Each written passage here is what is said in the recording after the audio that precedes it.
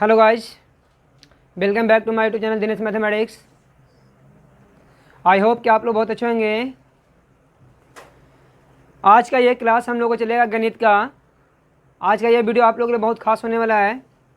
इसको बिल्कुल स्किप करके देखना नहीं है, बिल्कुल लाइन बाय लाइन समझिएगा इस बात को। आज हम बताने जा रहे हैं आप लोगों को कोऑर्डिनेट ज्योमेट्री, नियामक ज्यामिति, जो कि आप लोगों को क्लास 10th 11th 12th सब में ये काम आता है।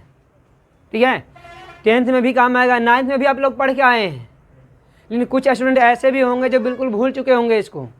तो आज आप लोग को ये चैप्टर हम बिल्कुल एकदम जीरो से लेकर चलेंगे। हम लोग बिल्कुल जीरो से हम ये मान के पढ़ाएंगे कि आप लोग बिल्कुल इसके बारे में अनजान हैं, कुछ नहीं जानते हैं। तो इसलिए ये वीडियो आप लोग के लिए बहुत खास होने वाला है। बिल्कुल इसको शुरू से लेकर के अंत तक बिना स्किप किए देखिएगा। अगर ये वीडियो आप अच्छे से समझ लेते हैं तो कोऑर्डिनेट ज्योमेट्री का कोई भी ऐसा क्वेश्चन नहीं होगा जो आपसे छूटेगा। एग्ज़ाम में 100% है कि आप लोग अच्छे से बना पाइएगा। तो चलिए अब हम लोग ज़्यादा समय न लेते हुए क्लास की ओर बढ़ते हैं। क्लास में हम लोग ये देखेंगे कि नियामक ज्यामिति क्या होता है, नियामक ज्यामिति हमारे लिए यूजफुल कैसे है ना। तो देखिए, नियामक ज्यामिति जो है 9th क्लास में थोड़ा बहुत आप लोग पढ़े हैं या ना पढ़े हैं, बिल्कुल इसको भूल जाइए। बिल्कुल यहाँ चलेंगे हम लोग बिल्कुल जीरो लेवल से। ठीक है, तो देखिए नियामक ज्यामिति के बारे में आप लोग को बताते हैं कि किसी भी समतल में स्थिर बिंदुओं को पता लगाने के लिए, किसी भी समतल में स्थिर बिंदुओं को पता लगाने के लिए नियामक ज्यामिति का उपयोग किया जाता है। समझ में आ रहा आप लोगों को? कोई भी समतल है, इस समतल में कहीं पे कोई बिंदु स्थित है तो हमसे वो कितना दूरी पर है, माइनस की ओर है कि प्लस की ओर है ना। तो इस सब को पता करने के लिए नियामक ज्यामिति का प्रयोग किया जाता है। समझ में आ रहा आप लोगों को? किसका प्रयोग करेंगे? नियामक ज्यामिति का। तो नियामक ज्यामिति में होता क्या है कि एक प्लेन सतह होता है, ये प्लेन सतह को दो रेखाएं काटती है। दो रेखाएं क्या करती है? काटती है। तो यहाँ पर देखिए ये प्लेन सतह है। सपोज डैट एक लाइन हम ये खींच दिए और एक लाइन ये खींच दिए, तो दो लाइन इस सतह को 4 भागों में बांट दिया। अच्छा, दिख नहीं रहा है, एक मिनट। आप लोग को हल्का तिरछा भी दिखाई देगा तो मैनेज कीजिएगा, स्टैंड ही और सब व्यवस्था किया गया है ना। चलिए देखिए यहाँ पर ध्यान से कि ये प्लेन सतह को दो लाइन द्वारा 4 भागों में बांट दिया गया। प्लेन सतह को ये दो लाइन हम खींचे, दो लाइन एक दूसरे को लंबवत काटते हैं, तो ये क्या हो गया? 4 भागों में बट गया। क्लियर है ना? देखिए आखिर में ये जो लाइन खींचा गया है ये कौन सा लाइन है? तो देखिए ये वाला जो लाइन आप देख रहे हैं इसको एक्स एक्सिस बोलते हैं। क्या बोलते हैं? एक्स एक्सिस, यानी एक्स अक्ष। हिंदी में अगर बोला जाए तो वह एक्स अक्ष कहलाता है। क्या कहलाता है? और ये वाला लाइन जो है देख रहे हैं, ये होता है प्लेन सतह का क्षैतिज लाइन। कौन सा लाइन होता है? क्षैतिज का मतलब समांतर। क्षैतिज का मतलब क्या होता है? तो ये क्षैतिज लाइन होता है। कैसा होता है? और इस लाइन को ऊर्ध्वाधर बोलते हैं। इसको वाई एक्सिस नाम है। क्या नाम है? जो दिख रहा है नहीं, थोड़ा और ऊपर लिखते हैं। ये वाई एक्सिस है और ये है एक्स एक्सिस। एक्स एक्सिस को हिंदी में एक्स अक्ष, वाई एक्सिस को हिंदी में वाई अक्ष कहते हैं। एक्सिस का हिंदी होता है अक्ष, एक्सिस का हिंदी क्या होता है? अक्ष होता है। तो ये वाला एक्स अक्ष है, इसको वाई अक्ष। अगर गणितीय भाषा में देखा जाए तो इसको बोला जाता है भुज। क्या बोलते हैं? इसको भुज नाम होता है और इसको कोटि कहते हैं। क्या बोलते हैं? कोटि। ये भुज और कोटि, भुज और शुरू से बिल्कुल अच्छा समझ में आ रहा आप लोगों को ना। ये प्लेन सतह है, प्लेन सतह के दो लाइन, एक लिए क्षैतिज एक लिए ऊर्ध्वाधर। क्षैतिज लाइन को एक्स एक्सिस या एक्स अक्ष कह लीजिए या इसको भुज भी कह लीजिए, कोई दिक्कत। और यहाँ जो ऊर्ध्वाधर खड़ा है, ये ऊर्ध्वाधर लाइन को बोला जाता है वाई एक्सिस। क्या बोलते हैं? तो वाई एक्सिस बोल लीजिए, वाई अक्ष बोल लीजिए या कोटि बोल लीजिए, कोई दिक्कत नहीं है। अब एक्स एक्सिस और वाई एक्सिस जिस बिंदु पर एक दूसरे को काटते हैं, पहली बात कि ये लंबवत होता है। क्या होता है? लंबवत। इन दोनों लंब ऊर्ध्वाधर का मतलब होता है बिल्कुल 90 डिग्री पर कोई चीज़ खड़ा रहेगा ना, तब उसको ऊर्ध्वाधर बोलना, बिल्कुल एकदम सीधा इस तरह से। तो कोई भी चीज़ अगर सीधा खड़ा है तो उसको बोलना है कि ये क्या है? ऊर्ध्वाधर है। क्या है? तो यहाँ भी आपको क्या लग रहा है? ये बिल्कुल 90 डिग्री पर होगा। ये आपका ऊर्ध्वाधर लाइन होता है, इसका नाम होता है कोटि। क्या नाम है? और ये क्षैतिज वाला लाइन को बोलते हैं भुज। क्या बोलते हैं? इतना दिक्कत। और जिस बिंदु पर भुज और कोटि या बोल लीजिए एक्स अक्ष या वाई अक्ष जिस बिंदु पर मिलते हैं, उस बिंदु को मूल बिंदु कहा जाता है। क्या कहते हैं इसको? मूल बिंदु। इसको इंग्लिश में कहा जाता है ओरिजिन पॉइंट। क्या बोलते हैं? इसीलिए इसको ओ से सूचित किया जाता है। क्या चीज से? ओ से सूचित करेंगे। मूल बिंदु को क्या चीज से सूचित करते हैं? ओ से। क्या से? मूल बिंदु किसे कहेंगे? मूल बिंदु हम लोग किसे कहेंगे? एक्स एक्सिस और वाई एक्सिस जिस बिंदु पर एक दूसरे को काटते हैं, वह बिंदु मूल बिंदु कहलाता है। क्या कहलाता है? अब ये दोनों लाइन प्लेन सतह कितने भागों में काट देता है? 4 भागों में। कितने भागों में? देखिए 1 हो गया, 2 हो गया, 3 हो गया, 4 हो गया। उससे पहले कुछ और समझ लीजिए बात यहाँ पे कि मूल बिंदु के अनुसार क्या क्या दूरी, सभी दूरियां जो हो गए वो मूल बिंदु से मापे जाएंगे। सभी दूरियां मूल बिंदु से मापी जाती है। सभी दूरियां मूल बिंदु से मापी जाती है। चाहे कहीं का भी दूरी मापिए, चाहे इस साइड मापिए, ये साइड मापिए, ऊपर मापिए, नीचे मापिए, सभी के सभी दूरियां मूल बिंदु से मापना है। किससे मापना है? समझ में आ गया? और देखिए यहाँ पर देखिए मूल बिंदु से बाईं ओर अगर आप जाते हैं, किस ओर?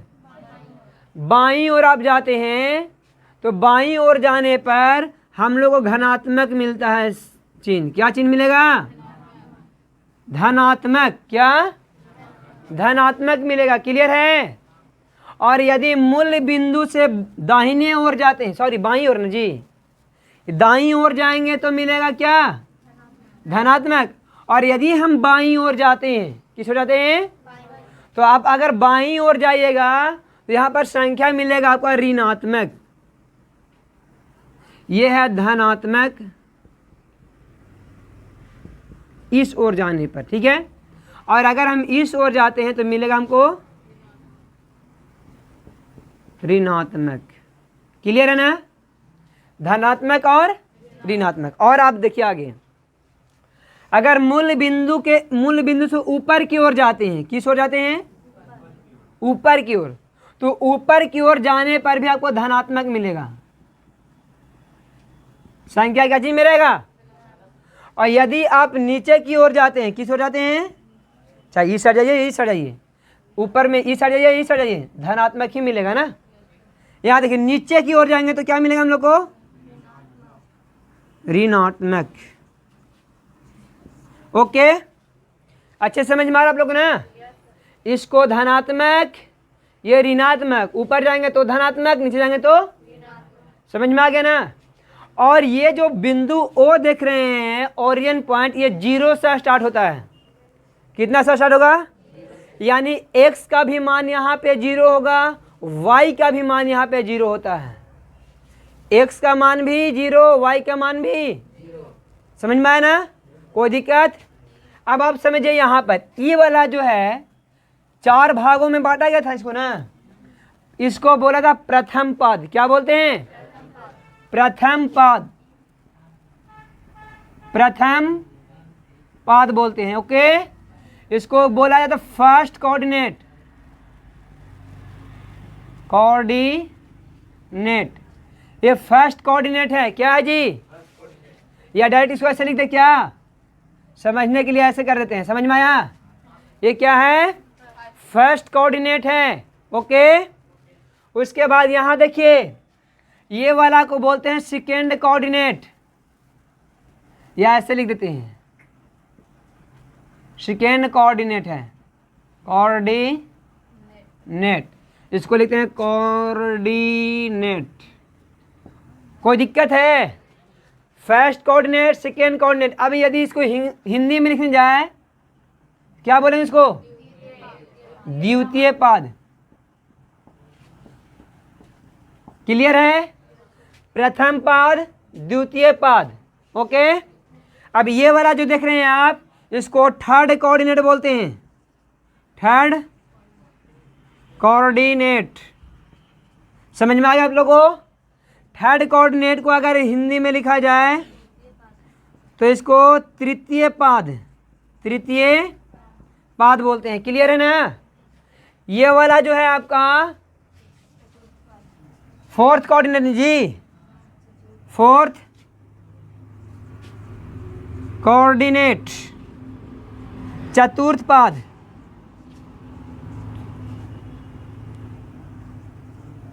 एक मिनट, चतुर्थ पाद। समझ में आ गया आप लोग को? कोई दिक्कत है?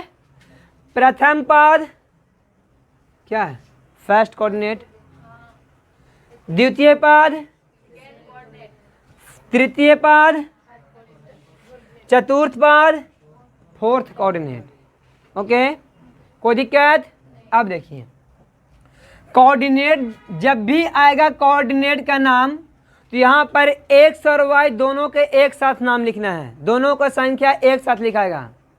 एक्स और वाई दोनों एक साथ लिखाते हैं, एक्स और वाई दोनों एक साथ लिखाते हैं। क्लियर है? एक्स और वाई दोनों एक साथ लिखना है मेरे प्यारे बच्चों। तो यहाँ देखिए क्या है, ये प्रथम पाद है, तो पहला वाला संख्या आपको लिखाएगा एक्स अक्ष का, और बाद में जो लिखाएगा वो होगा वाई अक्ष का। चाहे किसी भी कोऑर्डिनेट में लिखिए, फर्स्ट, सेकेंड, थर्ड, फोर्थ, किसी भी कोऑर्डिनेट में आप यदि संख्या को लिखते हैं, कोऑर्डिनेट को लिखते हैं, तो सबसे पहले एक्स का मान रखना है, फिर वाई का मान रखना है। क्लियर है ना?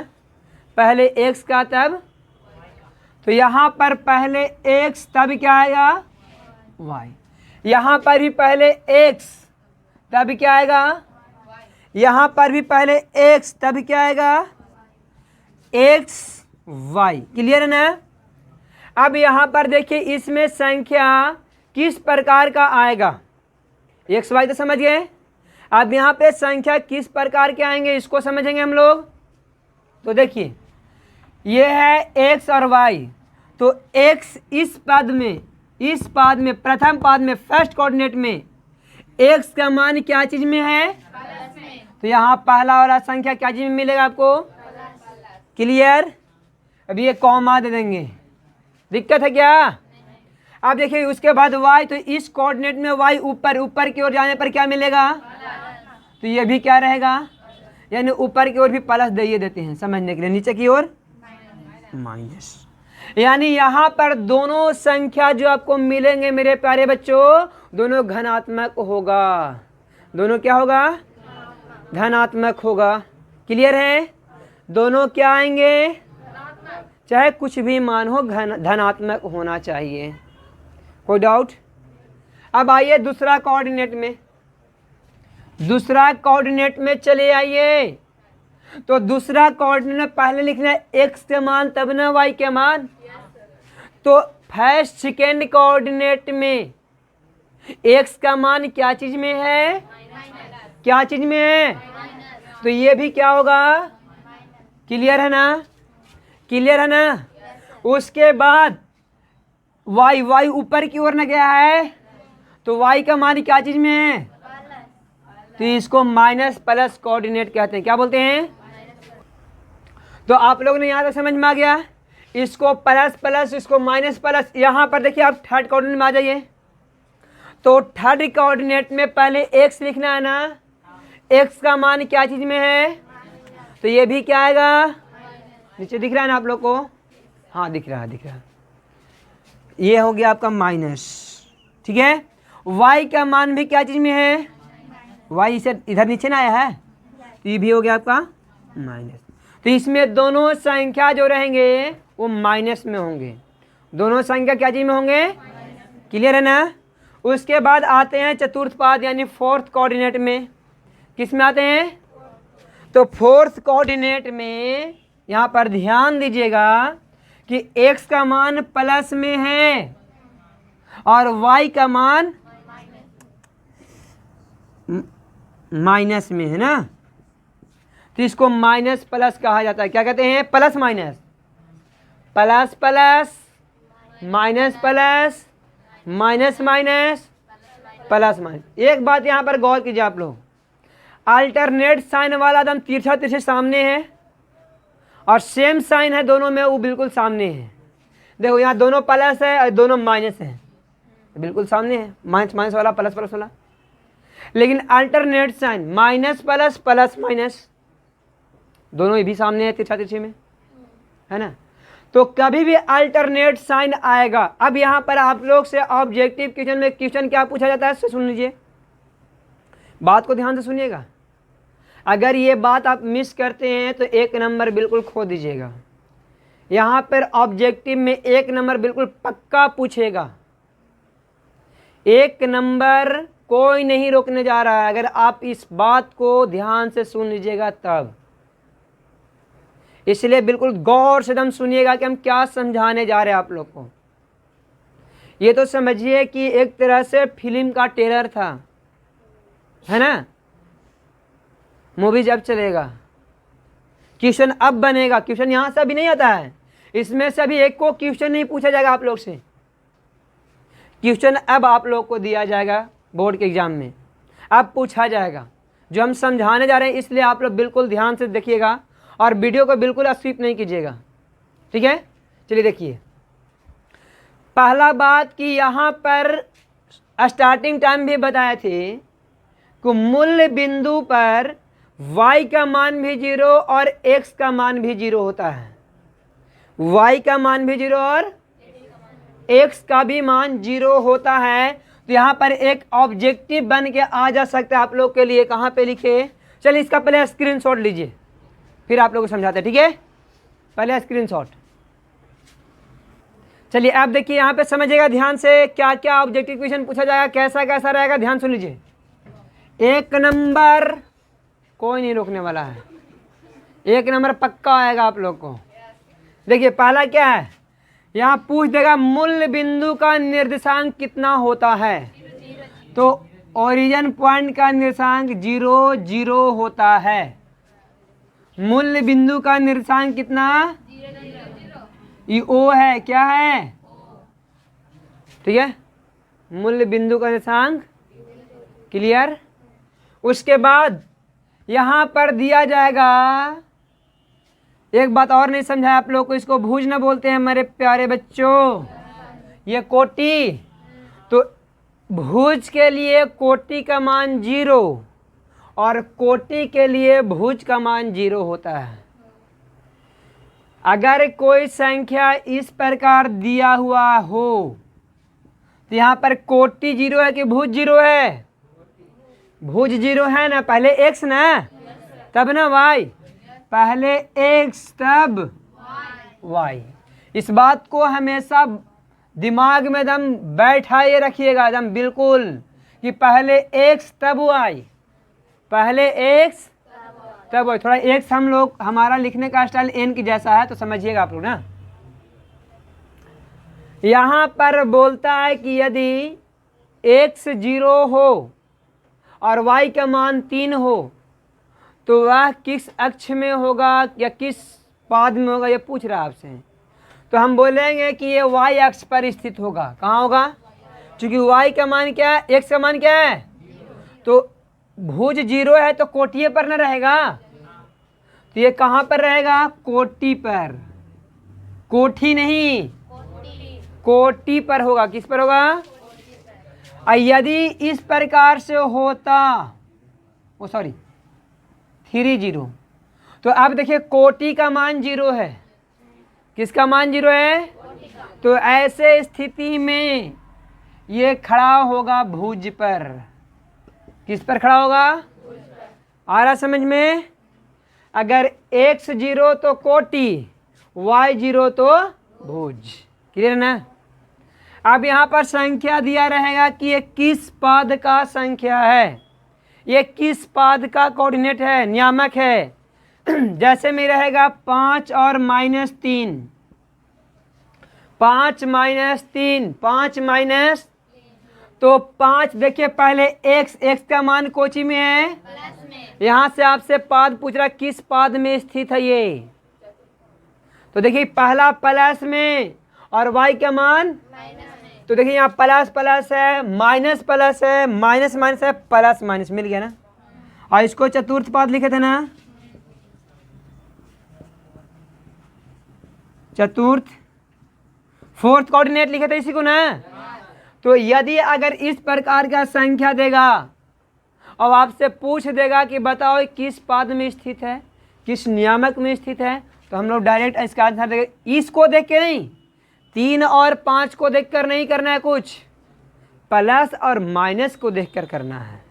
प्लस और 3 की जगह पर 8 भी रहेगा, 5 की जगह पर 15 भी रहेगा और प्लस माइनस रहेगा, तो ये चतुर्थे पद में होगा। तो 3 5 मायने नहीं रखता है, मायने कौन रखता है? इसका साइन। कौन मायने रखता है? साइन मायने रखता है। तो ये चतुर्थ पद में आएगा। किस पद में आएगा? क्या समझ में आ रहा है आप लोग को? अब आगे देखिए, यदि इस प्रकार से दिया रहेगा 3 और 8, 3 और 8, तो 3 और 8 में देखिएगा आप लोग कौन सा साइन है इसमें। तो 3 के पहले भी कुछ नहीं तो प्लस, 8 के पहले कुछ नहीं तो दोनों तो प्लस से होगा, दोनों ही क्या होगा? तो प्लस प्लस खोजे किस पद में है? प्रथम पद में, दोनों प्लस है ना, तो यह आ जाएगा प्रथम पद में। किस में आ जाएगा? क्लियर है? फर्स्ट कोऑर्डिनेट में प्रथम पद। क्लियर है? उसके बाद यदि इस प्रकार से रहेगा -3 और ये -3 बहुत बार 3 3 ले लिए नहीं, लेते हैं 5 और 18, 5 और -5 18, -5 18 कोची में हो गया। अब बताइए माइनस प्लस खोजिए, माइनस प्लस किस पद में? सेकेंड कोऑर्डिनेट, यानी ये द्वितीय पद में स्थित होगा। किस पद में होगा? आप लोगों को समझ में आ रहा अच्छा से? यहाँ पर संख्या मायने नहीं रखता बच्चों, मायने कौन रखता है? इसका साइन। ये हम किस लिए समझा रहे हैं आप लोग को, कि आप साइन देखिए और उसका नियामक का स्थिति बता दीजिए कि किस पद में है। और ये तो लगभग क्वेश्चन में आता है, इसलिए भी आई है, यानी भी आई का मतलब वेरी वेरी इंपॉर्टेंट। उस तरह से ये आया नहीं, इसके जगह पर बदल के भी आ सकता है, इसके जगह पर बदल के आ सकता है, इसके जगह पर बदल के आ सकता है, इसके जगह पर बदल सकता है, इसके जगह पर बदल सकता है, लेकिन ये बदल नहीं सकता है, क्योंकि मूल्य बिंदु का नियामक होता ही है 0 0। क्लियर है ना? और यदि इस प्रकार से संख्या रहेगा -4 -6, दोनों ही माइनस में, दोनों ही, तो ये किस कोऑर्डिनेट में होंगे? तो ये हो जाएंगे तृतीय कोऑर्डिनेट में। देखिए तीनों है ना, दोनों तृतीय पद में नहीं ना, दोनों माइनस में, तो ये तृतीय पद में है। अगर ये यहाँ से यहाँ तक आप लोग को अच्छा समझ में आ गया होगा तो ऑब्जेक्टिव का 1 नंबर कोई नहीं रोकने जा रहा है। 1 नंबर 100% यहाँ से आने वाला है। 1 नंबर, 1 या 2 नंबर, कम से कम 1 नंबर तो कोई नहीं रोकेगा। अगर ये 1 2 3 4 5 6 7 पॉइंट आप लोग को अच्छे से समझ में आ गया होगा तो। अब अगर अच्छे से समझ में नहीं आया तो एक बार वीडियो को पीछे करके फिर से इसको देख लीजिएगा, समझ में आ जाएगा। क्लियर है ना? चलिए अब आगे देखिए, हम लोगों को यहाँ पढ़ना है, मुख्य रूप से 10th में पढ़ना है, दूरी सूत्र का प्रयोग करना है। दूरी सूत्र क्या होता है? यानी 2 बिंदुओं की दूरी ज्ञात करना है, 2 बिंदुओं के बीच की दूरी ज्ञात करने के लिए यहाँ पढ़ना है। ठीक है, इतना बात समझ में आ गया सबको कि नहीं आया? यहाँ 0 से शुरू होता है, एक्स भी 0 वाई भी 0, इसलिए 0 0 होता है ना। अब यहाँ देखिए, इसको क्लीन करते हैं, उसके बाद समझाते हैं आप लोग को। तो आप लोगों ने यहाँ तक बहुत अच्छे से समझ में आ रहा हो आप लोग को, एकदम बिल्कुल क्लियर पानी की तरह समझ में आ गया होगा ना। चलिए आगे बढ़ते हैं। अब यहाँ समझिए कि दो बिंदुओं के बीच की दूरी किस प्रकार से निकाला जाता है। दो बिंदुओं के बीच की दूरी किस प्रकार से निकाला जाता है। चलिए आप लोग को देते हैं। मान लिया कि एक बिंदु है और एक बिंदु यहाँ पे है, दो बिंदु है ना। इसका नाम हम देते हैं ए, इसका नाम देते हैं बी। तो इन दोनों बिंदुओं के कुछ ना कुछ तो बीच का दूरी होगा ना, कुछ ना कुछ तो डिस्टेंस है, डिस्टेंस है या नहीं है। तो ये दोनों बिंदुओं के बीच का डिस्टेंस कैसे निकालेंगे, चलिए देखते हैं। यहाँ पर भी कुछ न कुछ नियामक होगा, यहाँ पर भी कुछ न कुछ नियामक होगा, कुछ तो मान होगा। तो इसका मान हम मान रहे x और y है, x और इसका नियामक हम मान लेते हैं x1 y1 है, x1 और कॉमा देखिए ये वाला ना, x1 y1 है। क्लियर है ना। अब यहाँ पर एक्स वाई क्या कुछ ना कुछ तो वैल्यू देगा, एक्स का देगा, वाई का देगा, x1 का देगा, y1 का देगा। अब दोनों ही के x मान लेंगे तो दिक्कत है ना, दोनों तो एक ही हो जाएगा फिर। और दोनों को x क्यों कब मानेंगे, जब दोनों एक ही बिंदु पर होंगे तो उसको संपाती बोलते हैं। क्या बोलते हैं, जब दो बिंदु एक दूसरे पर हो तो उसको संपाती बिंदु कहते हैं। क्या कहते हैं, तो ऐसा तो नहीं है ना, अलग अलग है। तो इसका नाम दिए एक्स वाई, इसको ये डैश है बाबू, थोड़ा सा डैश में और 1 में x1 में थोड़ा सा अंतर समझ लीजिएगा आप लोग। क्लियर है ना। चलिए अब यहाँ पर a और b के बीच की दूरी कैसे निकालेंगे, क्योंकि आपको इस लेसन में, फर्स्ट वाला लेसन में यही क्वेश्चन पूछेगा सिर्फ कि a से बीच की दूरी ज्ञात कीजिए, a से बीच की दूरी ज्ञात कीजिए, p से q के बीच की दूरी ज्ञात कीजिए, यानी दो बिंदुओं के बीच की दूरी ज्ञात करना है। तो इसके लिए सूत्र क्या होता है, बिल्कुल इजी है, समझने का प्रयास कीजिएगा। इन दोनों के बीच की दूरी ज्ञात करने के लिए सूत्र है x1 माइनस x का whole square plus y1 minus y का होल स्क्वायर का अंडर रूट होता है। ठीक है, ये होगा ए बी बराबर, ए बी क्या है, ए बी दो बिंदुओं के बीच की दूरी है, ए बी दो बिंदुओं के बीच का दूरी है। अगर आपसे यहाँ पर दोनों का नियामक दिया हुआ रहेगा और आपको पूछता है कि इन दोनों बिंदुओं के बीच की दूरी ज्ञात करें, तो आप ये वाला सूत्र लगा करके निकाल सकते हैं। क्लियर है। और लास्ट में इकाई लिखा था, इकाई क्यों, क्योंकि इसका कोई ना कोई मात्रक तो होगा ना, तो इसको इकाई लिख देना है। क्या लिखना है, कोऑर्डिनेट में सेंटीमीटर मीटर नहीं मिलेगा, सिर्फ उसका मान है 5 7 8 12 15 20 -4 -6 2/3, लेकिन उसका सेंटीमीटर मीटर नहीं मिलेगा। ठीक है, इसलिए इकाई लंबाई का कोई ना कोई तो मात्रक होता होगा ना, वो लिख देना है। क्लियर है, कोई दिक्कत नहीं है। अगर यही इसमें ध्यान से सुनिएगा मेरे प्यारे बच्चों, दोनों अलग अलग होंगे तो ये वाला फॉर्मूला लगाएंगे। फॉर एग्जांपल में हम एक ले लेते हैं, एक समझा देते हैं, फिर आगे आप लोग बुक में से भी बना सकते हैं ना।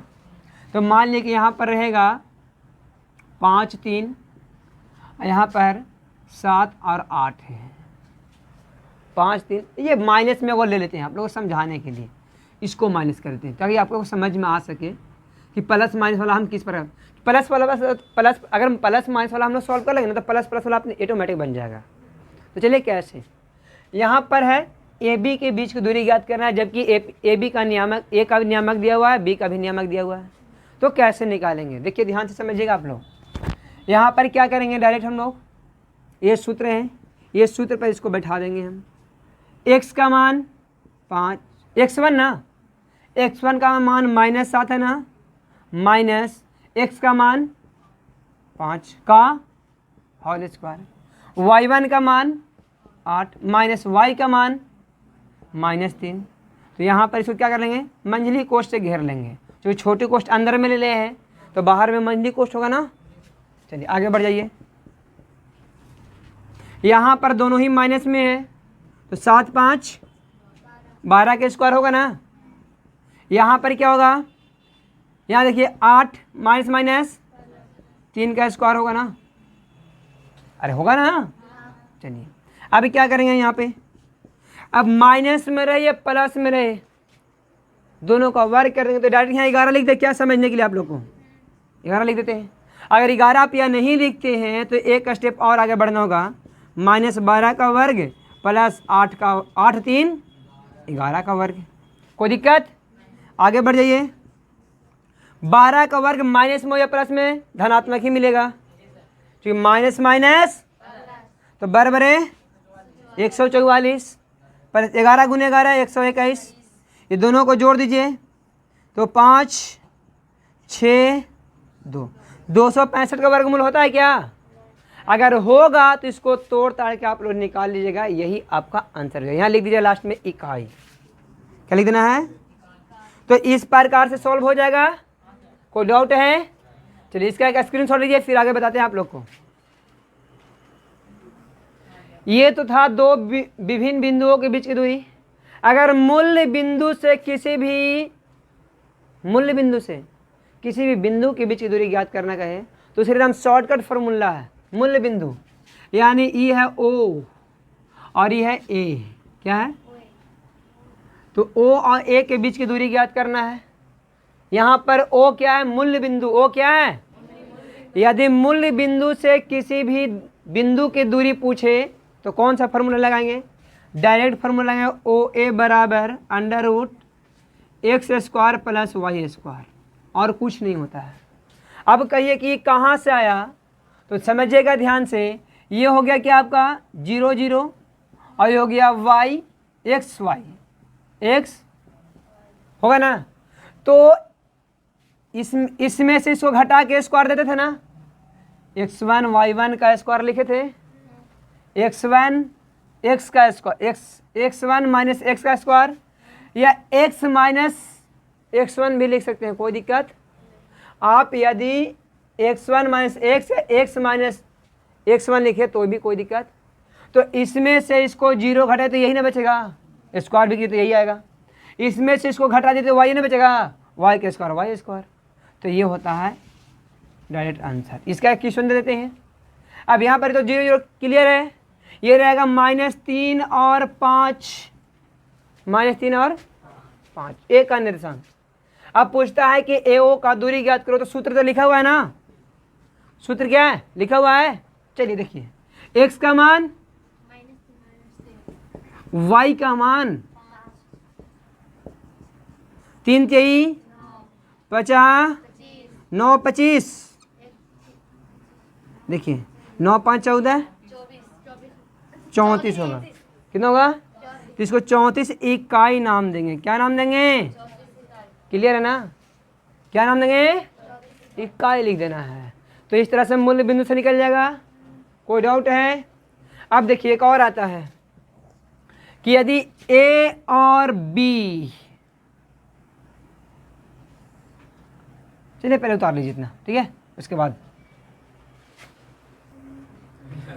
तो आज का वीडियो हम लोग यहीं पे समाप्त करते हैं। अब और भी बहुत सा बेसिक चीज़ें भी छूटा हुआ है, उन बेसिक चीज़ों के बारे में हम लोग अगले वीडियो में चर्चा जरूर करेंगे कि आयत किस कंडीशन में कहलाएगा, वर्ग किस कंडीशन में कहलाएगा, त्रिभुज का क्षेत्रफल कैसे निकाला जाता है, समकोण त्रिभुज कब कहलाता है, समबाहु त्रिभुज कब कहलाता है, समद्विबाहु त्रिभुज क्या कहलाता है, कब कहलाता है। तो इन सबों पॉइंट्सों पर हम लोग अगले वीडियो में चर्चा जरूर करेंगे। तो आप लोग अगला वीडियो भी देखना बिल्कुल ना भूलेंगे। चलिए तो क्लास को यहीं पर समाप्त करते हुए आप लोग से एक अनुरोध है कि अगर वीडियो अच्छा लग रहा हो तो मेरे YouTube चैनल को लाइक कर दीजिए, अपने दोस्तों के पास शेयर भी कर दीजिए, और अगर आप मेरे YouTube पर बिल्कुल नए हैं तो मेरे चैनल को सब्सक्राइब करके बेल आइकन को भी दबा दें, ताकि मैं जब भी वीडियो बनाऊं, जब भी मैं वीडियो डालूं तो सबसे पहले आप तक पहुंच सके। Thanks for watching.